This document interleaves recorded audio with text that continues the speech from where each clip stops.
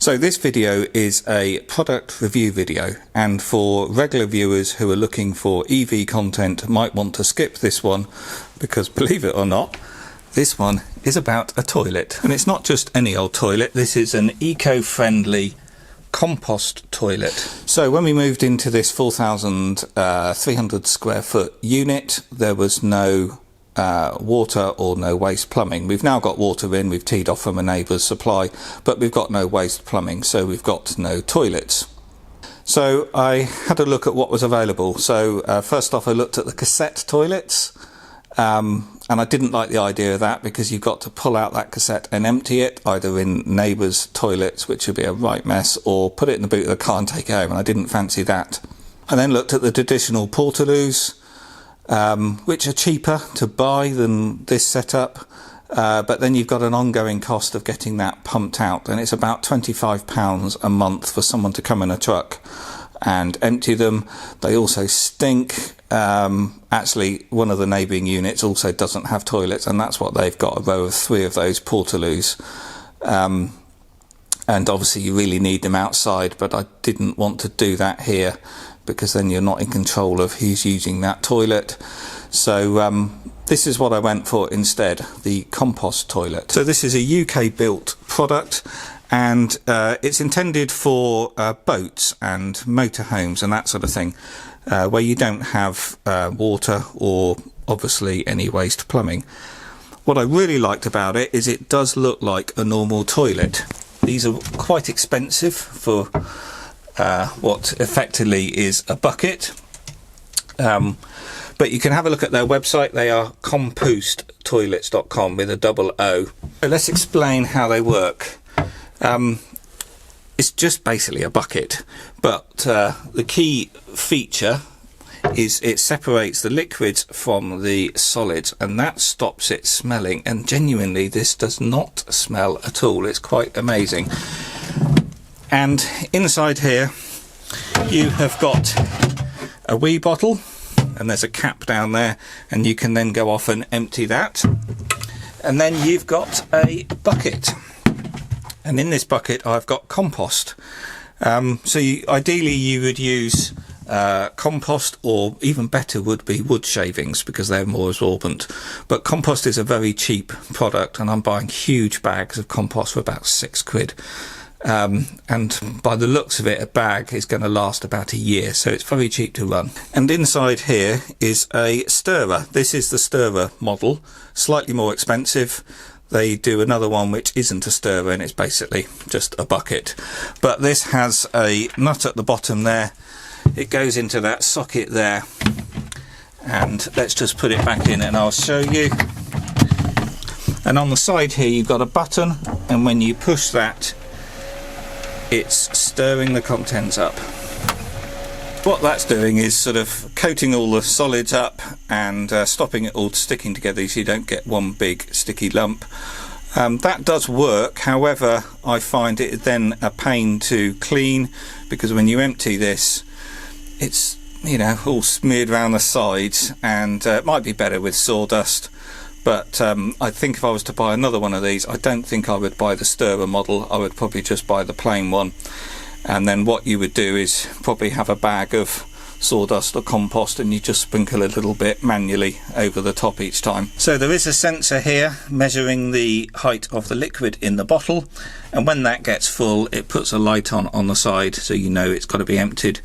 However, you soon get to know how long that's got to last, and I can't see that light actually the way this is built, so you just check it. And I'm finding actually I only need to empty this, empty the compost bucket about once a month, and I'm getting 0 smells off it. It's quite incredible. And the key to that is because the two are separated, and that's always dry. Yeah, I didn't really believe it that this wouldn't smell, but I'm really happy with it, and it's certainly much cleaner and less smelly than the alternatives. So there is a 12-volt fan in here, and it is blowing the air out. So ideally, if you're on a boat or a caravan, you would just extract that to the outside wall. I couldn't do that here. I didn't want to drill through their the block work of the unit. So I've put in this pipe work. It's just white guttering, and I vented it up to the roof where there is a little gap, and with the intention to blow it outside. But I think in reality that fan isn't strong enough to blow the air this distance, so in reality I don't think that's doing much, but even so it isn't a problem at all. I'm getting zero smells from this. Quality of this unit is quite impressive. With the lids down, it looks like a normal toilet. It's made of fiberglass but high gloss on the outside, a rubber seal there, nice strong metal hinges. It's all soft close as well. This toilet seat lifts off with a button there. It's a quick release, so it's easy to clean. And as you can see, it's all soft close, and when the lid is down it looks like a normal toilet you would have in a house. You can see that I've got a couple of wires, and that's just running round here to a 12-volt battery. So I've got the negative wire disconnected at the moment. That's because I've just cleaned it and I don't need to have the fan running. But I would leave that connected, and that would last me probably a month between charging the battery. And that's a knackered old battery from a Renault Zoe. Not good enough to have in a car, but I have 2 or 3 of these and I just keep them, I charge them up, and yeah, as I said, that battery would probably keep the fan going for about a month. So overall I'm really impressed with the product because it looks good, it looks like a normal toilet, it's good quality, but the key thing is it costs virtually nothing to run. Obviously we've got no water, and the only cost is the compost, which is probably only £10 a year, if that. Depends on your usage, and the only other cost actually is the bags. When you're emptying the bucket, what I do is I tip it into a compostable bag, 5p carrier bags I get from the co-op. I think they're made of potato starch, and then you can chuck that on a compost heap. However, I'm on an industrial unit, so I don't have a compost heap, so I put those bags in the black bin waste, just like you would with dog waste. And then the bottle I would empty in a neighbour's toilet, or empty it under the hedgerows, under the trees or something. It's no different to weeing in the woods. Overall, I'm really pleased I went down this route. I was very worried about the smells, but you know, genuinely there isn't any at all, apart from obviously maybe a few minutes after doing your business. But you know, that can sit there for a whole month and there is just a zero smell off it. It's quite incredible. And compared to the alternatives of having a cassette loo or having a portaloo that's got to be emptied, which comes with quite a high running cost, this is just so much better.